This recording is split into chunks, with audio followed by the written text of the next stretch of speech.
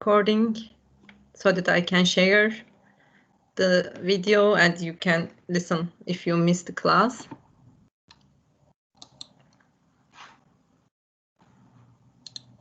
As I told you, the first part of the class is going to be differential equations, and after that we will talk about some linear algebra, and after that numerical analysis, and we will go through with MATLAB most of the part.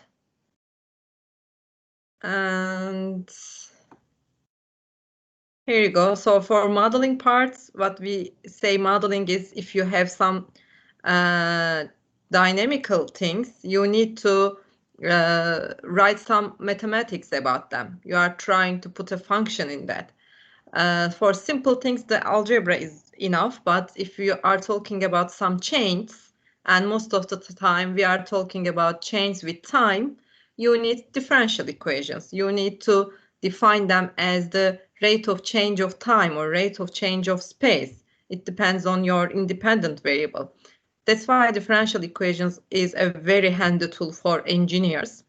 You know me, I'm not going to talk about myself.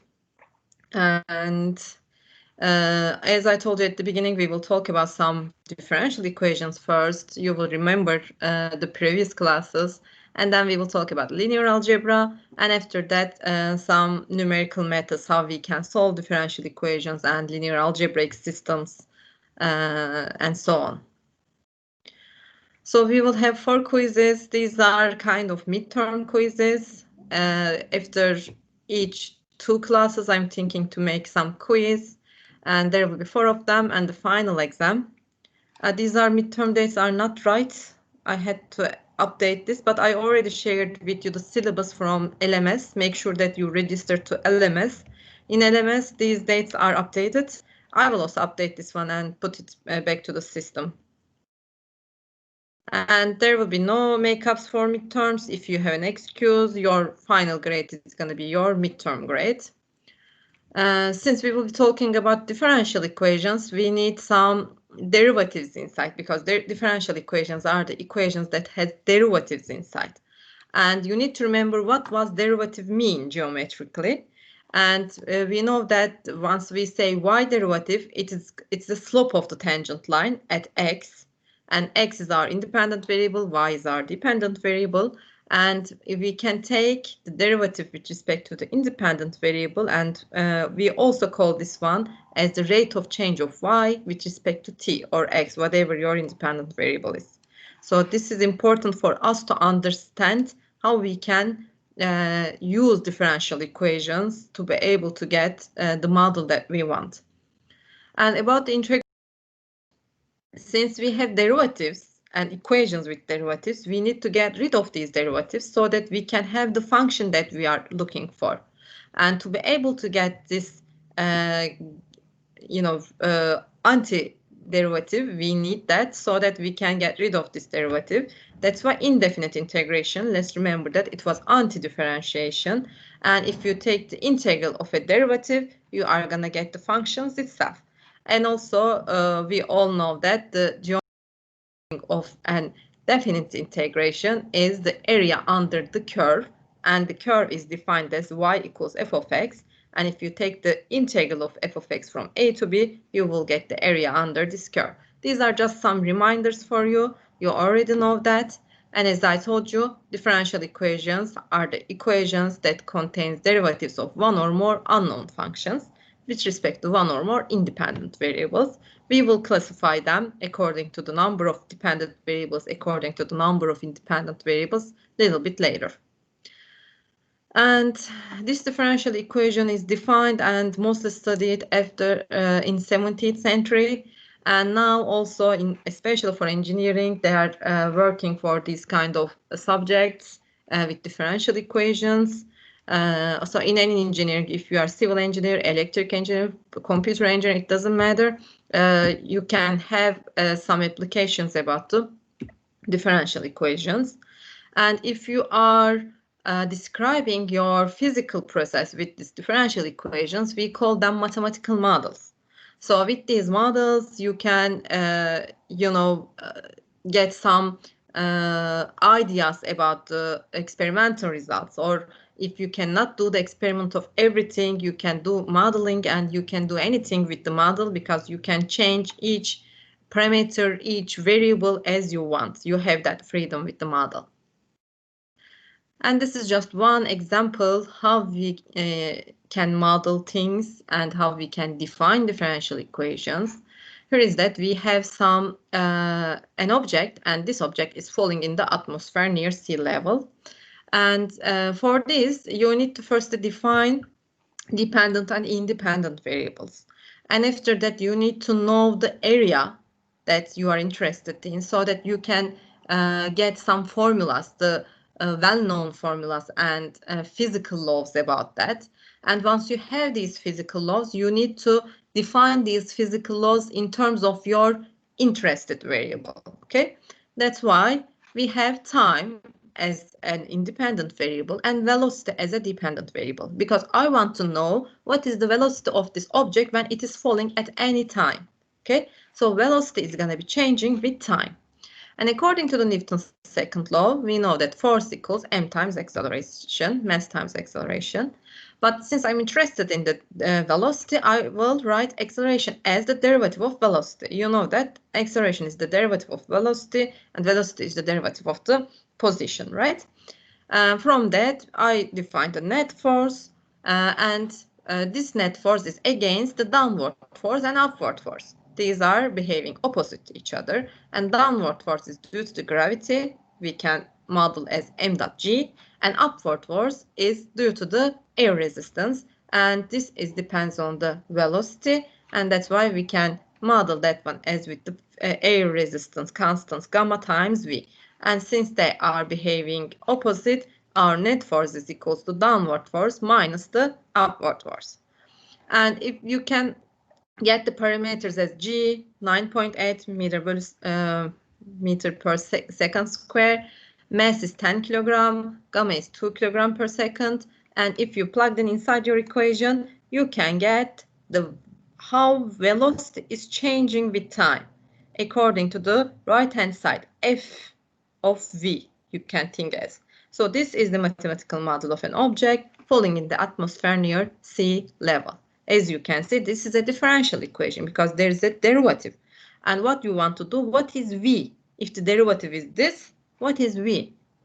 And we will talk about how we can solve that.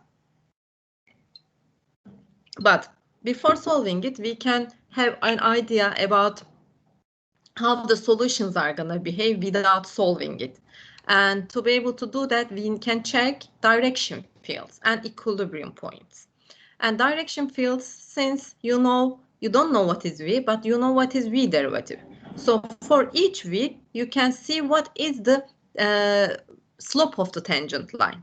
That's why for each v, I can put arrows in that slope. So what do I mean? Let's say that if v is 10, 0.2 times 10, 2. So v derivative will be 7.8, which is the positive, and the slope is 7.8. And for each v, this is what I'm doing. This is between 40 to 60. So plugged in 40. If it is 40, it is going to be 8, 9.8 minus 8. It's going to be 1.8. So the slope, slope of the arrows will be all 1.8. If you increase v, the slopes is going to be decreasing. So as you can see, the slope of the arrows are getting smaller and smaller. And once it is 49, v derivative will be 0. And the slope will be all horizontal, as you can see. The arrows will be all horizontal because the slope is 0. And if you get v more than 49, the right-hand side will be negative, which means that the slopes will be negative, and the arrows is showing all the opposite direction, which is downward. And as you can see, if any starting point, if you start your the initial value is 40, the solutions will, when time is increasing, the solutions will reach to the equilibrium, which is 49.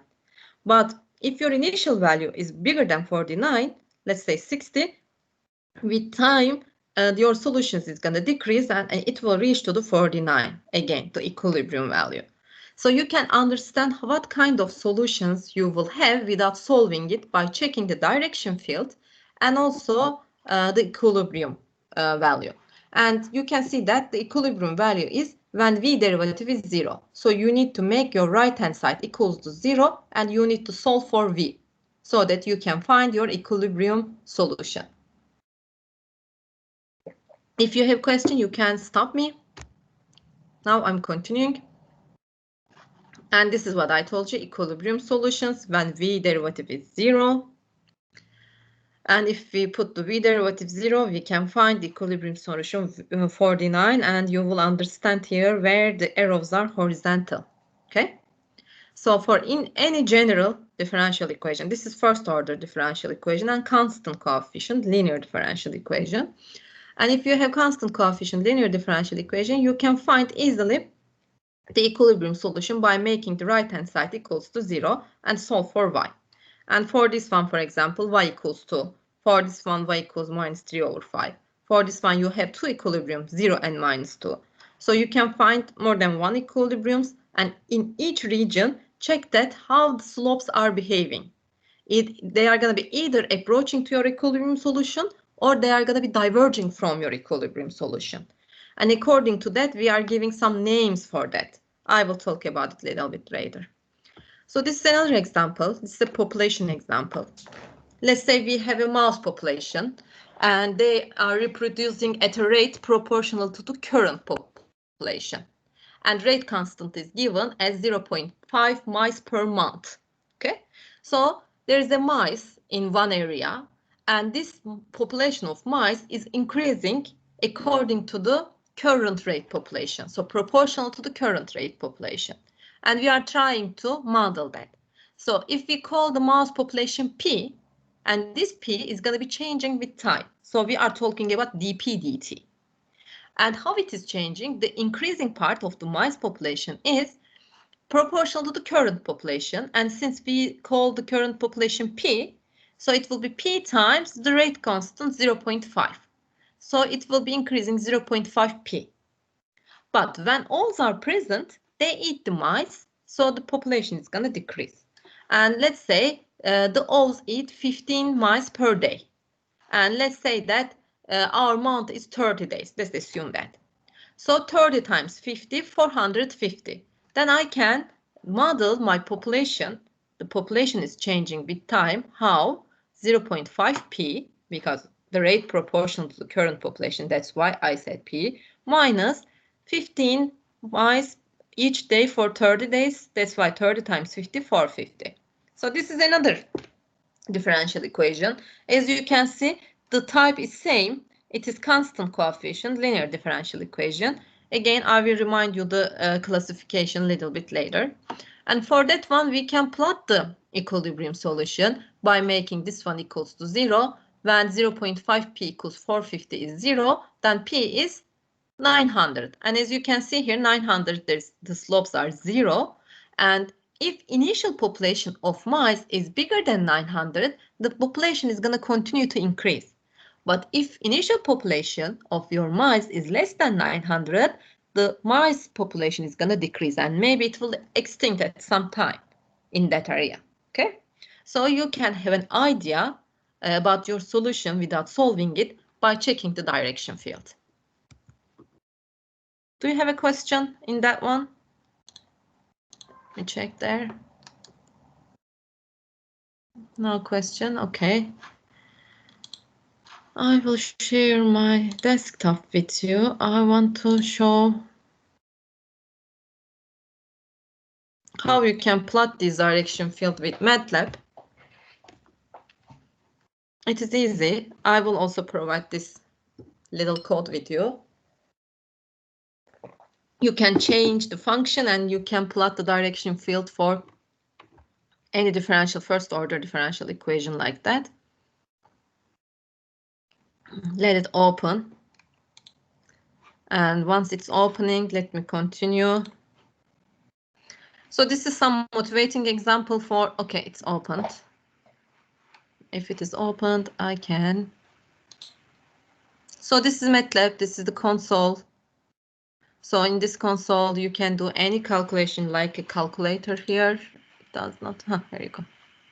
So you can make 3 to the 5, for example. It will give you the answer. It's like a calculator that you can do anything if you are new to MATLAB. Okay, there's that. Here you go. For free fall, we did an example with the free fall, and this is gonna give the direction field for that one. What you need to do is you need to open a mesh for T and V variables. So you need to put these variables into a matrix, like with the mesh grid. Okay, it will divide the grid into T and V, and you can define your T and V variables like that. So let me open. Where is that? I cannot see it. I can take this one out. Free fall. Where was that? Free fall is here, and we plot that one from 0 to 20, 40 to 60. So let's make it 0 to 20, 40 to 60. Okay. And you are defining differential equation here, 9.8 minus 0.2v. It was 9.8 minus 0.2v. That's why I defined there. And after that, I need to put 1 in the size of dv. And with the quiver command, it will directly give you the direction field. And as you can see in 49, the arrows are horizontal, and less than that it is increasing, the slopes are positive, and more than that the slopes are negative, just as we plot in that one. Okay, and this is how you can plot it, and also I will talk about how you can solve it with MATLAB, but right now you can see the arrows in here. Okay, please try for the mice population and others. As long as you have first order ones, you can use this program. And this is also another motivating example. We talked about the free fall. We talked about the population, how we can define a differential equation. And also this is for the civil engineers. Let's consider this suspension bridge, and which consists of the main cable. Here is your main cable. The hangers, these are your hangers. And the deck, here's the deck. And the self-weight of the deck and the loads applied on the deck are transferred to the cable through these hangers. Okay. And to be able to model that, you can put this system into a Cartesian coordinates and put the minimum point of this cable into the 0 point. Okay, the lowest point of the cable. And then you can model the cable as subjected distributed load. So this is distributed load weight X. Okay, and the equation governing the shape of the cable is given by dy dx. dy dx is the shape, as you can see, and it depends on the position, not time. And it is a second order differential equation because the highest derivative in the equation is 2, is Wx over h, and h is the tension in the cable at the lowest point at point 0.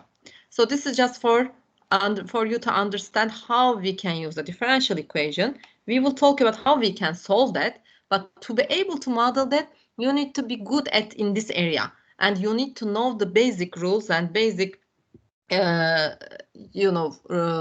like formulas for that area, and you can model it easily. And this is another example for civil engineers. Let's consider the vibration of a single-story shear building under the excitation of earthquake.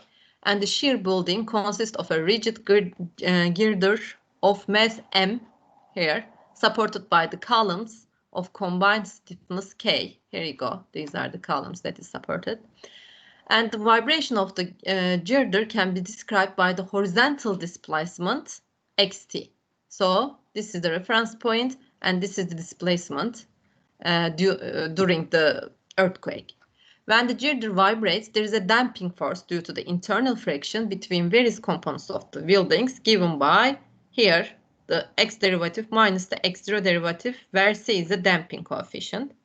And the relative displacement is y of t. You can write x of t minus x0 t between the girder and the ground. And it's governed by this equation, which is again a second order linear ordinary differential equation. We will see how we can solve them next class. Okay. Again, you can model your dynamics with the differential equations as long as they are changing with either time. In this one, it's changing with time, or with position like that one. Okay. It depends on your dependent variable. What is changing according to what? You need to know that. That's why I wanted to put the steps in constructing mathematical models. Firstly, you need to identify independent and dependent variables and assign letters to represent them, just as we did for P for population, or V for velocity, or here, Y for the relative displacement. These are, you need to, decide from the beginning. And then after that, you need to choose the units of measure for each variable. Make sure each term of your equation has the same physical unit. So if it is not, your model is not going to be correct. So units are important. After that, you need to articulate the basic principle that underlies or governs the problem you are investigating.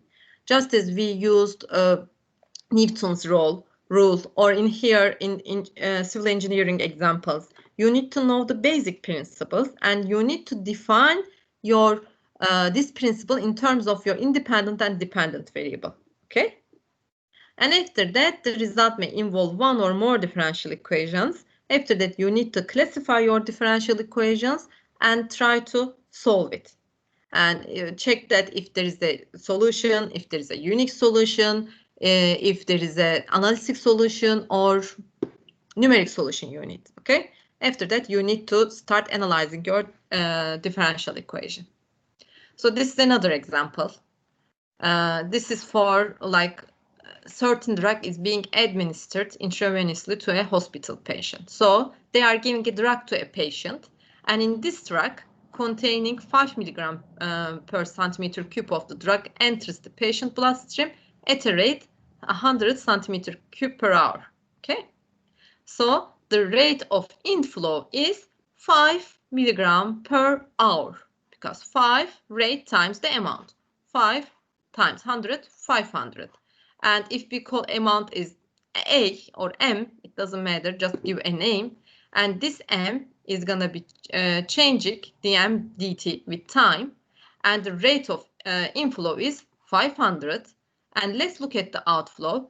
The drug is absorbed by the body tissues, or otherwise leaves the bloodstream at a rate proportional to the amount present. Again, it's proportional to the amount present, which is M, we call it. And the rate is 0.4. So inflow is 5 times 100 and outflow is M times 0.4. Then I can write my change of the amount dm dt. It's 500 minus 0.4 M milligram per hour. And since we did not talk about the solution, but we know how much of the drug is present in the bloodstream after a long time. Let's say that they are continue to give this blood in that way to a patient. After a long time, what will be the amount of drug in the patient's bloodstream?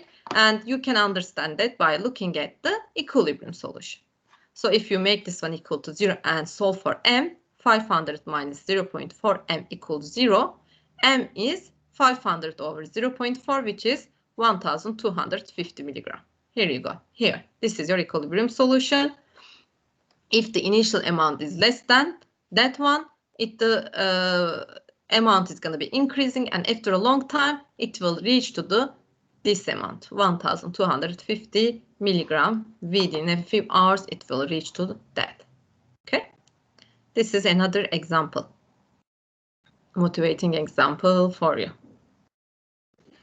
Since we are talking about all the equilibrium solutions, I wanted to talk about autonomous equations here. But now, first I want to check how you are doing. You have any question or not? And let me drink water. Any question? I don't have any question.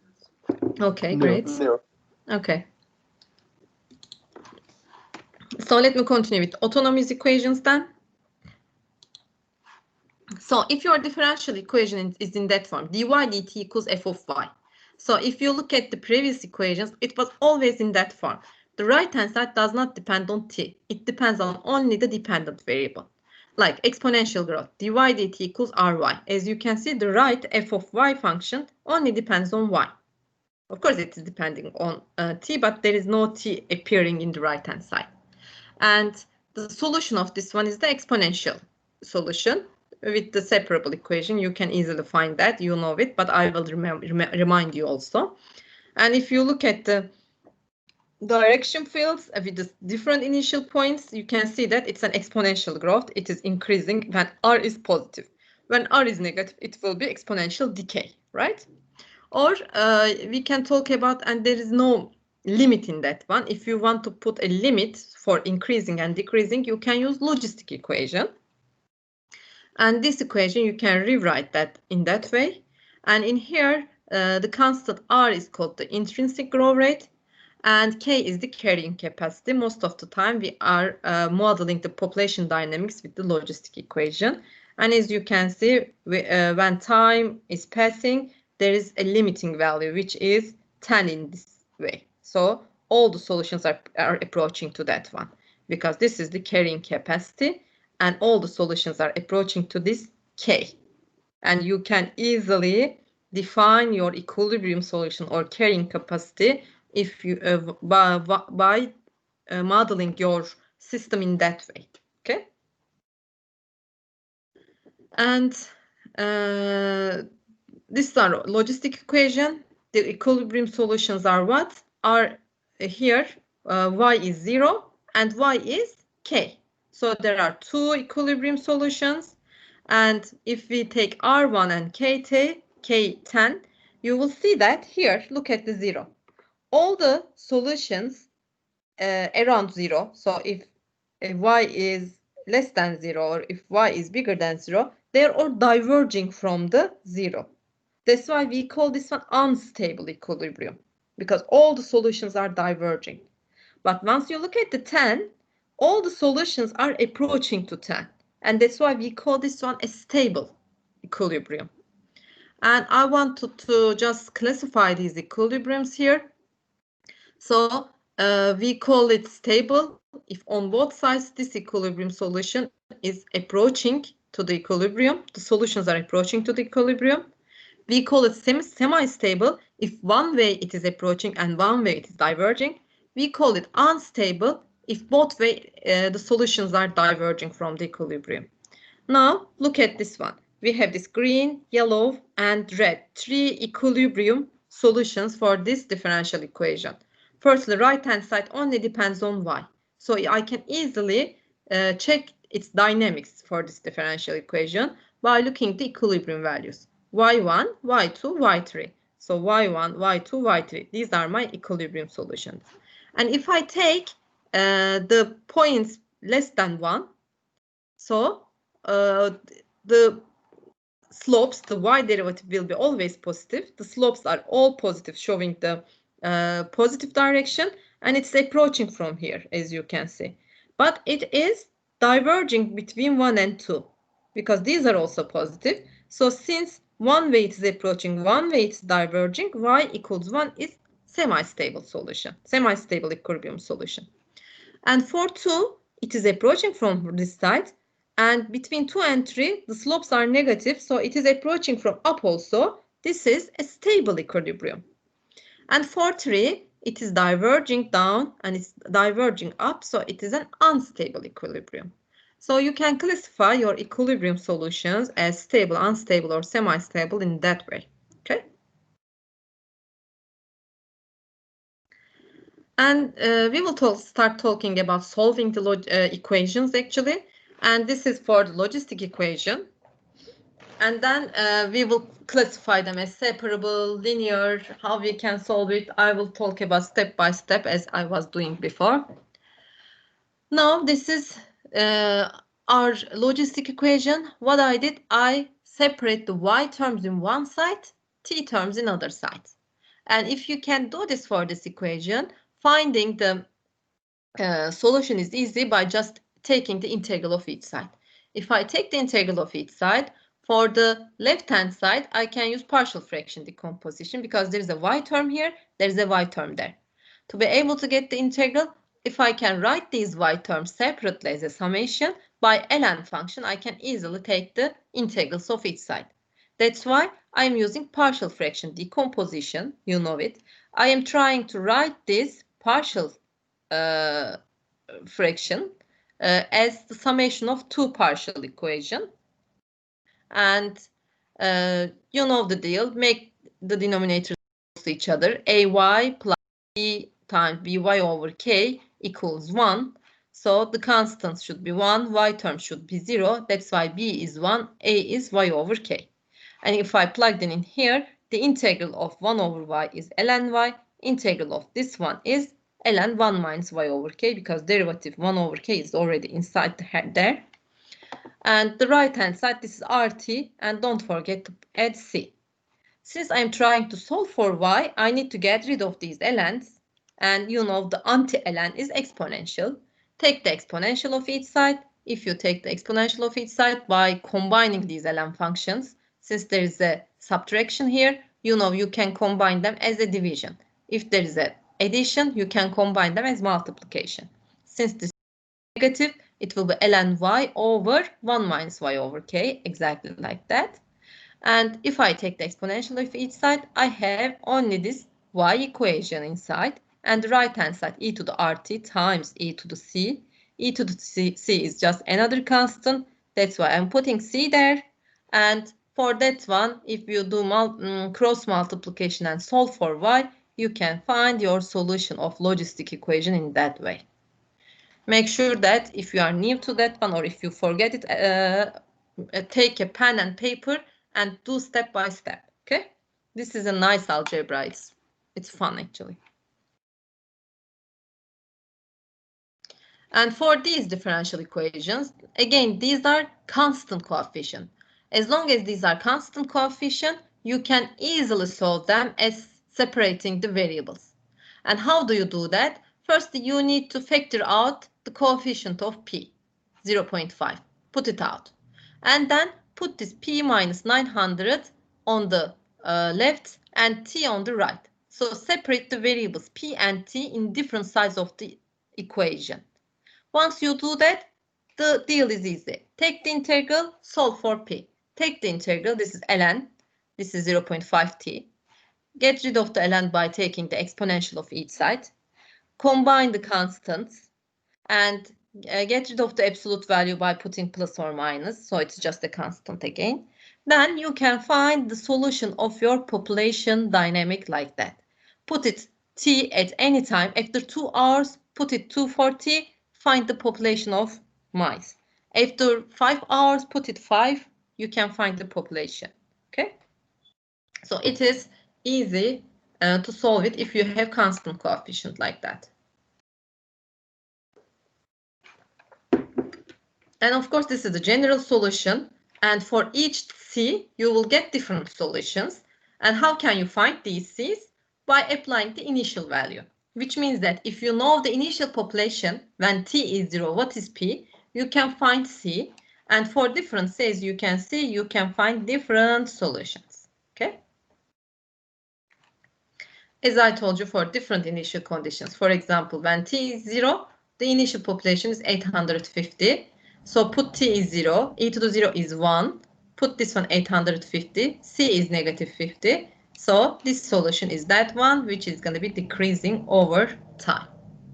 For each different initial condition, you can find a solution. As long as you can find a unique solution, that's good.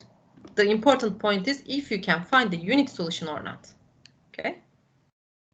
So for this kind of constant coefficient first order differential equations, you can solve them as a separable equation. First, you are factoring out a. After that, you are moving this y term on the left and dt on the right. You are taking the integral. This is going to bring you ln always. This will bring you at plus c. You need to put the exponential of each side and you need to solve it for y. And this will be the general solution of this kind of differential equations. Okay? Population dynamic, free fall, drag amount, it was all in that way. So you can solve it with this general solution. And for the initial value problem, once you have the general solution plugged in t, make it equal to y, because it is going to be giving us 0, y0. When t is 0, y is y0. So I plugged in 0 for t, make it equal to y0, solve for c. And once you find the c, you will just plug it inside your equation and you can find the solution of your initial value problem. Okay? And for free fall, you can just directly apply this initial value problem from the previous one, but I don't want you to do that. I want you to do step by step the calculations. You don't have to memorize all this solution formula, but you can put it in that one and you can find easily the velocity function at any time for this falling object. Okay? Any question? I will talk about classification right now. If you don't have any, let me check that.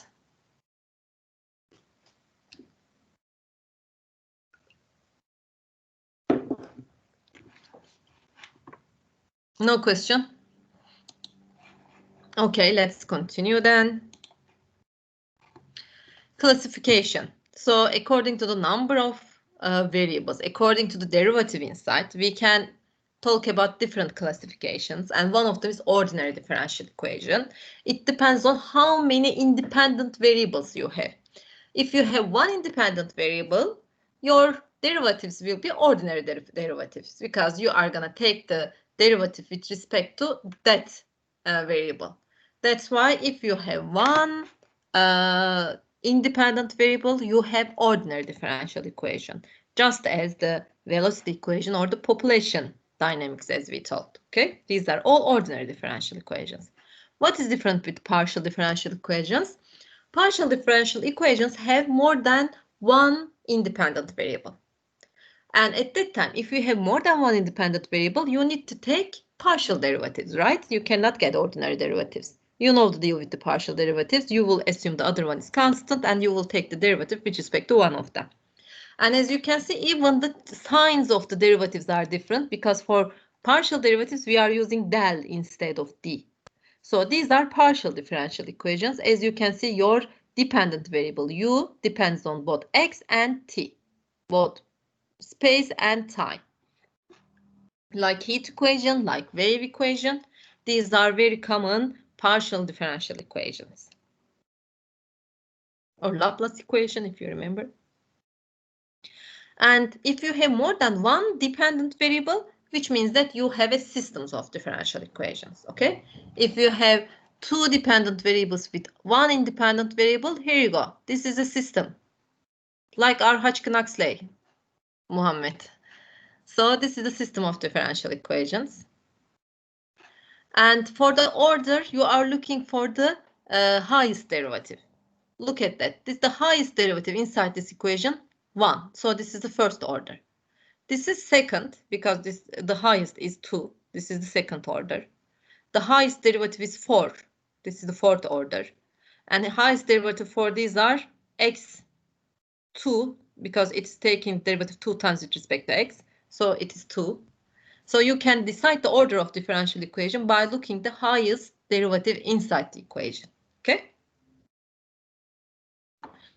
For linear differential equations, the equation has to have this form. And what does this form tell us? Look at that.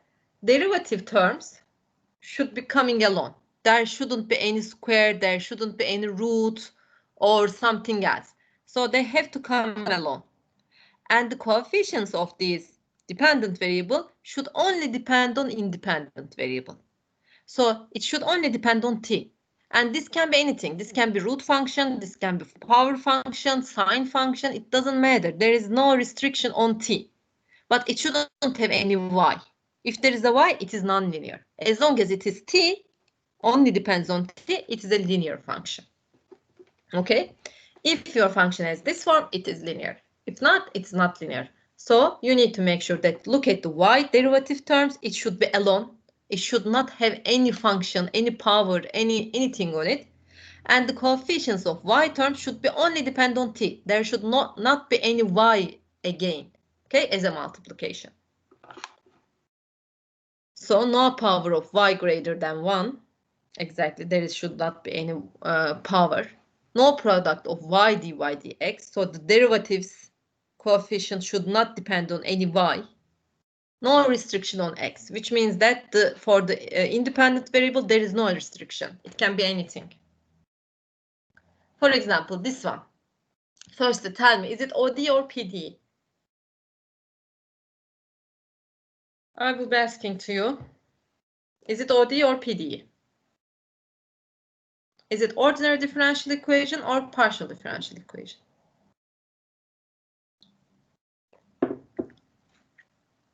You are not listening to me. Unfortunately, we are not in the classroom.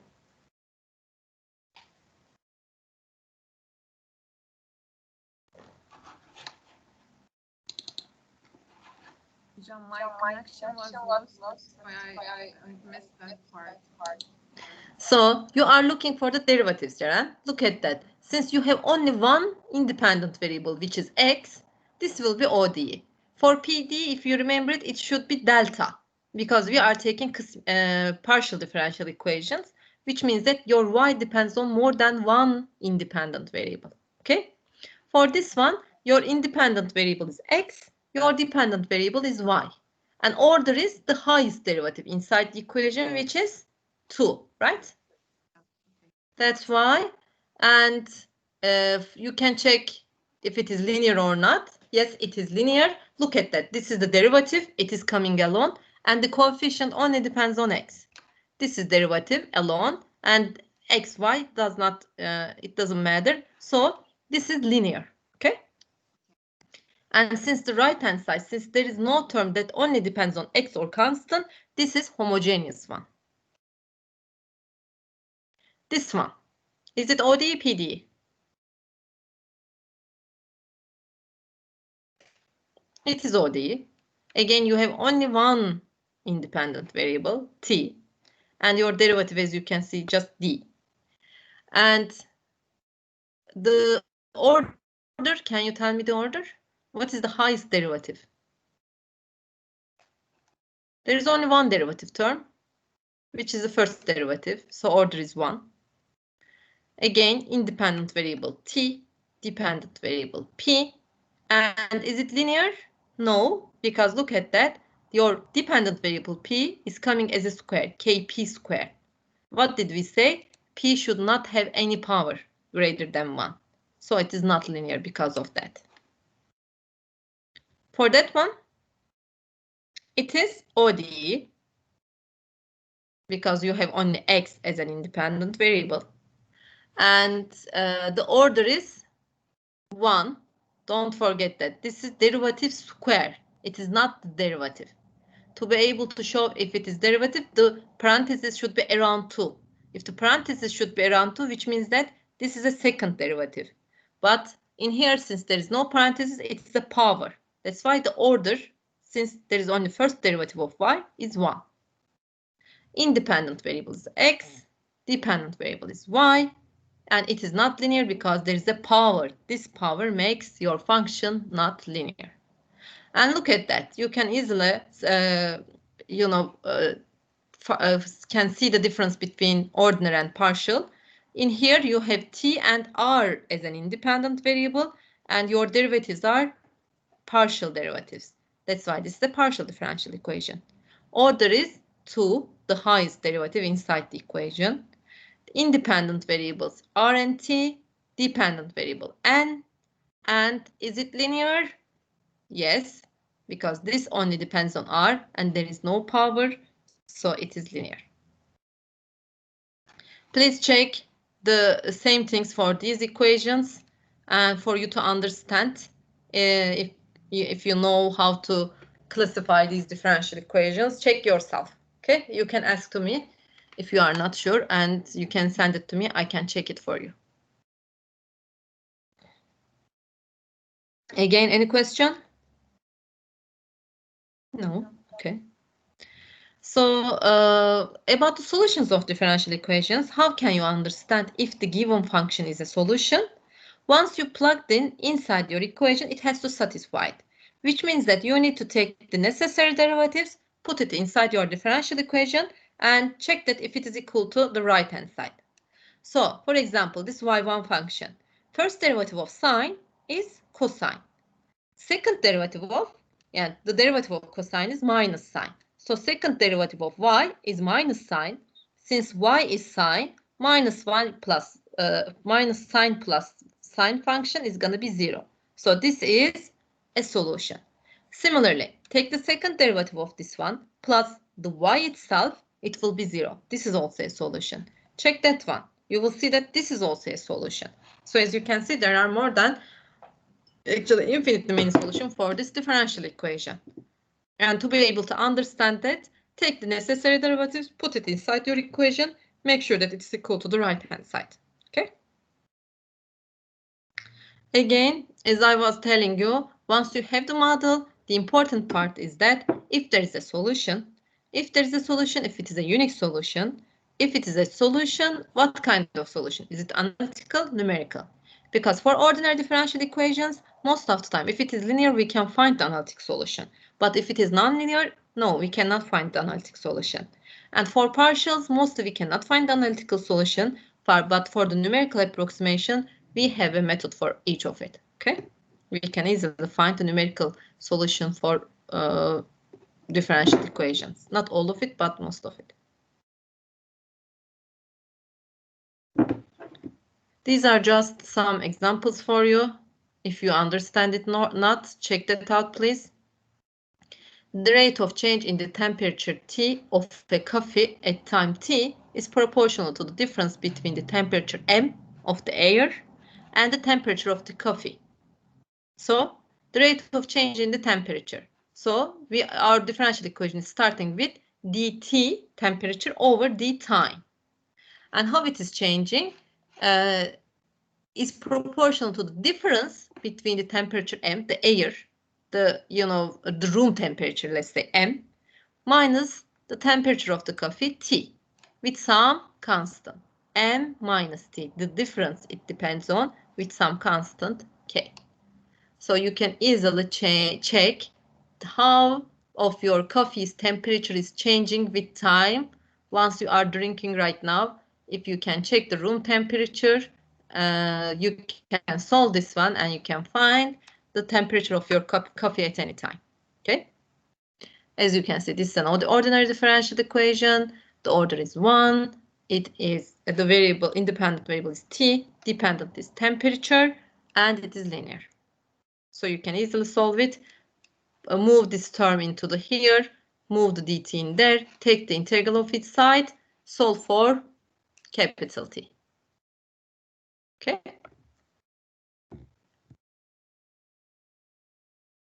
Any question? I will talk about the solutions. Now I want to give a couple minutes break. Let me drink some water and we will continue with the integrating factor and separable equations and we will finish after the class. Okay.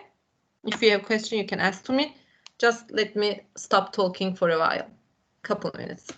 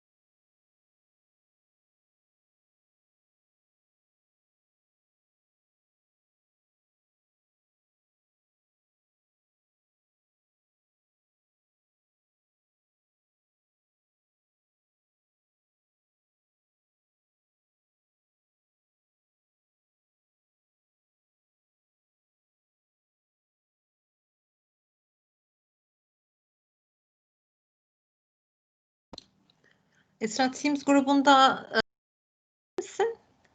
Görebiliyor musun Teams grubunu?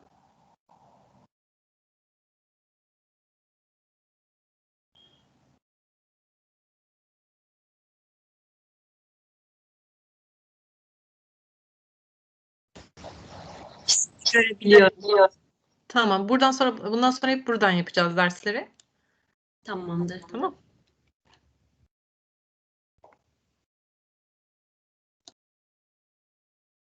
Dersin ilk bölümünü bitirdik. Şimdi kısa bir ara verdik. Devam edeceğiz biraz sonra.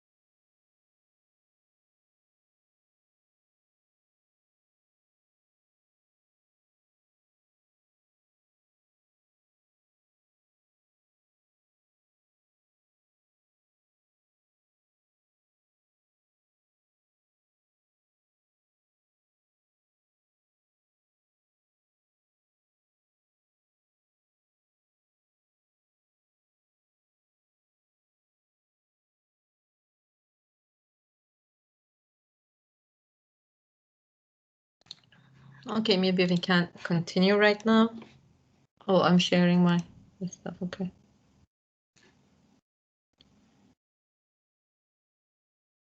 Here we go.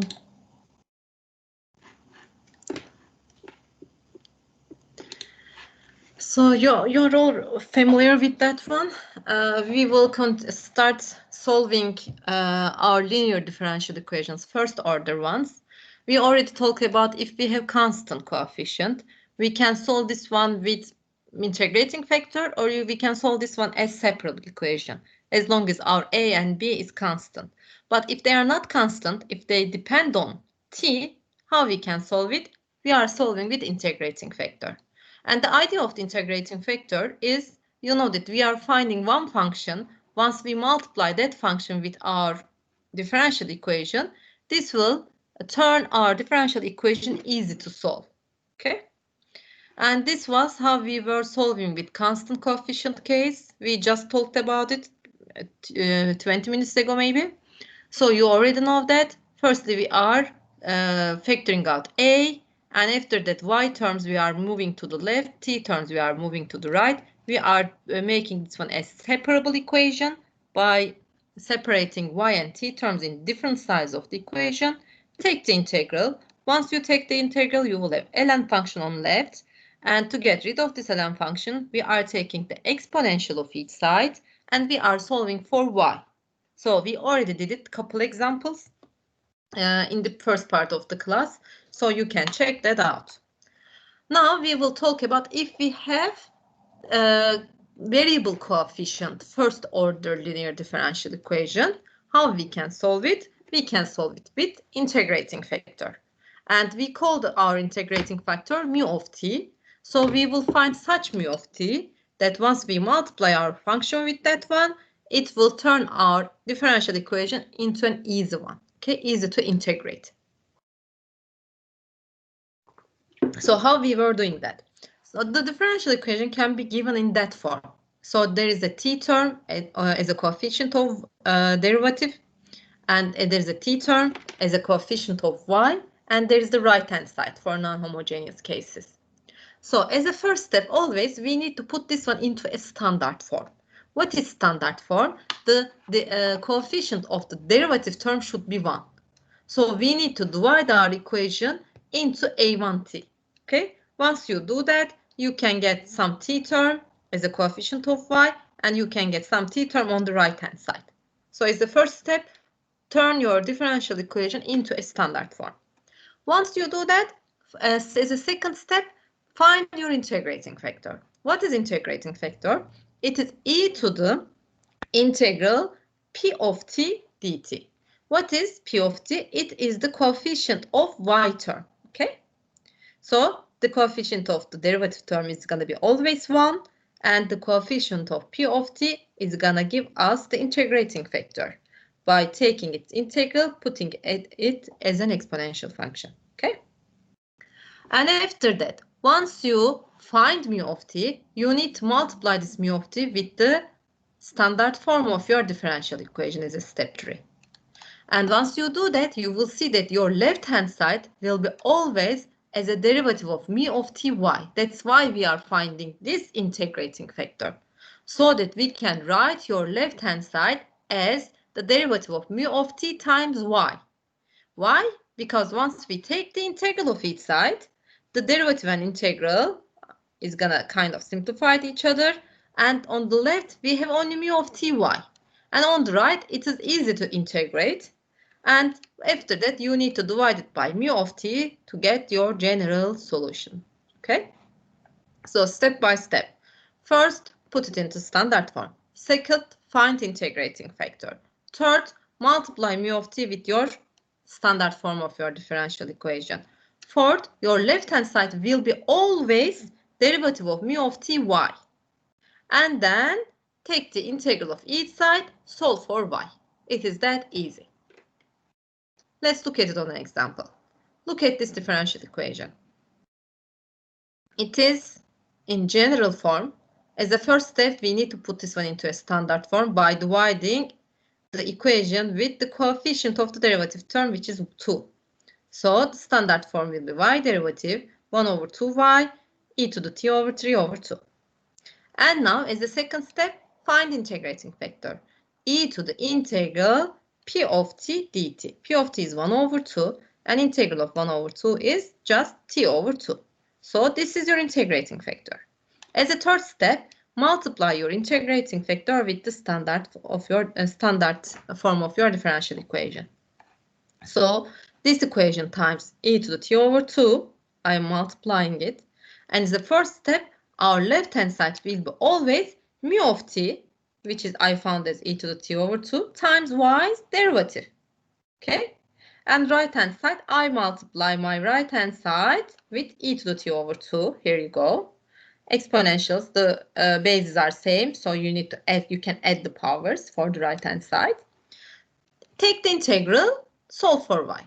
If you take the integral and derivative are simplifying each other. We have only this exponential times y term. And for the right-hand side, this is just an exponential function. You know how to get the integral by dividing it with the coefficient of t. So it will be 3 over 5, e to the 5t over 6, and solve for y. So divide by this exponential term, you can find the general solution. So this is the general solution of your differential equation. And you know how to take the direction fields. I just show it to you in here. This 4 line code is giving you the direction fields of the differential equations. And also, let me open a new one. Sorry, this one, open it. You can solve it by turning your differential equation into a symbol. And with the dsolve, differential equation solve command, you can easily solve your differential equations with the MATLAB. You will see that in here. See, this is the solution of your differential equation. And you can plot these differential equations. It is decreasing for this initial value. Okay? And for different initial values, make it hold on. Hold on is gonna plot whatever you are plotting after that in the same window. So I will decrease it. Let's make it 20. Run. So as you can see, this is an increasing one because we had 59 as a 49 as a equilibrium value, right? We did it in the first part of the class. You can even put this direction field over that, and you can see how the solutions are approaching to the equilibrium. Okay, I will provide these codes to you so you can easily find the solution of your differential equation with that comment. And this is how we are finding for the first order variable coefficient differential equations. This is another example. First order, we have a variable coefficient. As a first step, put it into standard form. But it is already in the standard form, so we don't have to do anything. As a second step, find the integrating factor, e to the integral p of t dt. P is -2, integral of -2 is -2t. You are not putting c there because we are combining c at the end. Okay? Then multiply your mu of t with the step 1's differential equation, e to the -2ty derivative, -2 e to the -2ty, and this function times exponential. Here you go. And as a step 3, we know that, as a step 4, we know that the left-hand side will be always the derivative of mu of t times y. Right-hand side is whatever you found. Take the integral of each side, solve for y. That's it. This is how you can find the solution with for the linear differential equations. And this is the graphs of the solutions for different initial values. As you can see, you can find increasing or decreasing solutions. And there is this equilibrium value in here, it seems. And this one, again, another example, but you know the deal. That's why I am passing it fast. Put it into standard form. Find the integrating factor. Integral of 2 over t is 2 ln t. You can move 2 as a power into t. So you have ln t square, exponential ln and kind of simplifying each other. You have t square. So this is your integrating factor. Step 3, I am multiplying this integrating factor with my differential equation. As step 4, the left-hand side will be always the derivative of mu of t times y. Mu of t is t square y's derivative. And as a step 5, I am integrating each side and solve for y. Once you have it, since the initial value is given, if t is 1, y should be 2. Plugged in 1 for t, make it equal to 2, find the c. C is 1, and here is your solution of your initial value problem. Okay, 1, 2. This is the special solution for you. And for different initial values, as you can see, when c is 0, you have this parabolic solution. And for different c values, you can get different behavior of the solutions.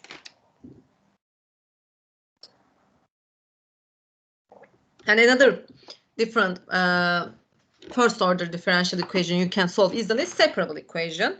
Actually, we already did that. As long as you can separate your two dependent and independent variables like that, you have separable equation, and solving that one is so easy. First, you need to separate variables, then integrate both sides, and you need to solve for y. That's it. For that one, dy times 1 minus y squared dx times x squared, cross multiplication. As you can see, there's only y term here, there's only x term here. I will integrate it, and I will solve for y if I can. If I cannot solve for y, I will get the implicit solution. If you cannot write your solution as y equals f of x form, you will have the closed form of your solution, okay, which is an implicit solution. And in general, for separable equations, you can solve nonlinear equations and you will get implicit solution most of the time. This is another example. You can easily separate y and x variables. You can easily integrate. These are all polynomial functions. But as you can see, in here, you are getting an implicit solution. Since this is second order, with quadratic formula, you can find the explicit solution too, like that, okay? So, in this one, what you need to be careful is applying the initial condition. If you are applying an initial condition, applying into the implicit one or applying into the explicit one is gonna give you different C values. So it doesn't mean that you are finding a different solution. No, since you are defining your functions in two different ways, these are gonna show you the same solution.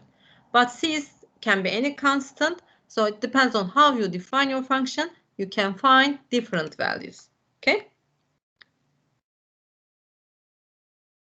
Here you go, another one. dy dx, you can write it. Once you have dy dx, you can separate variables. You integrate. Integral part is easy, and you can find the implicit solution. And if you want to plug in x was for 0, y is 1. Plug in x0, y1, find c, and put it c in here, and this will be the solution of your initial value problem. It is that easy. Okay? And this is another example. So you can put this one into a separable way, right? You can move the x term in here, this y term in there, and this x square can go to the as a denominator on the right hand side. So you will have that one. Okay? It's not hard.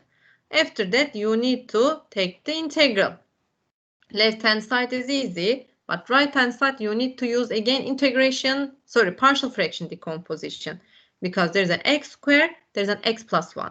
Two x terms in the denominator. To be able to get the integral of that, we need to write these as a over x, b over x squared, c over x plus 1. Check partial fraction decomposition. Remember that you will need for integrals.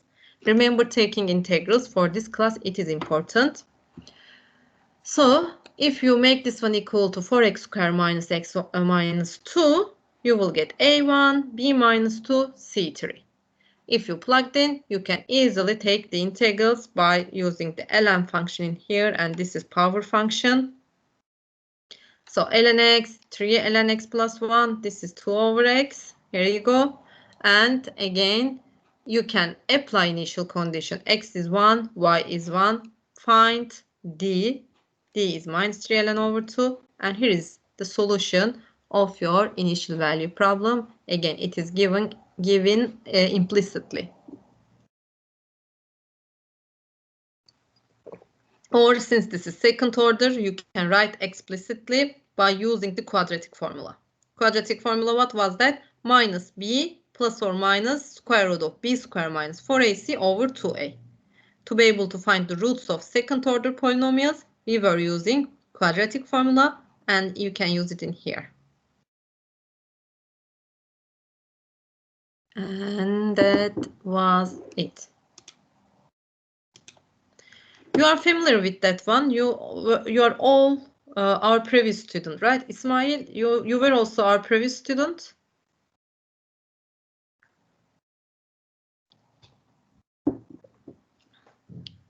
So anyways, next week we will be talking about some numerical methods, Euler one, and after that we will be doing the second orders and higher orders. I want to finish next week, and according to your syllabus, is it in here? Yeah, it is in here. Let's check the syllabus. There are 4 quizzes. So after second order ones, we need to have, so after next week, you will have your first quiz, okay?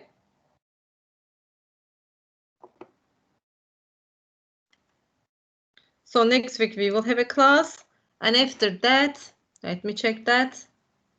I actually wrote it there, but since we started very late, October 30, so it's not October 30. Actually, it's not October 30. The classes are, October 29 is, okay. Since October 29 is a holiday, I will make a class October 30. Is it okay? Yeah, it's okay. Then the next week, okay. 5th of November, you will have your first quiz. Because we are already late, we don't have any, chance to miss another class. So I will let you know about the October 30 class, and 5th of November, you will have your first quiz. I will, for the quiz, I will send you the questions. It's gonna be a real time. 1 hour, you need to open your cameras, and after 1 hour, you need to send me back the exams.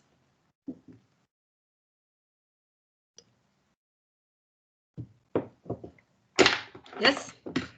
Any question? No. Okay. If you have a question, you can ask to me later. I will send these notes to you. Then see you next week. Okay?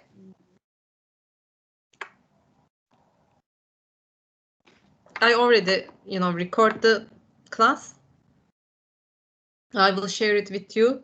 Since we are not riding, it is, going fast, but I hope you can follow it. I got some, I ordered, what is that, the graphical tablets. Hopefully next week, if I can have it, we can, go through with riding also. It can be easier. Okay, then see you next week. I'm stop recording right now.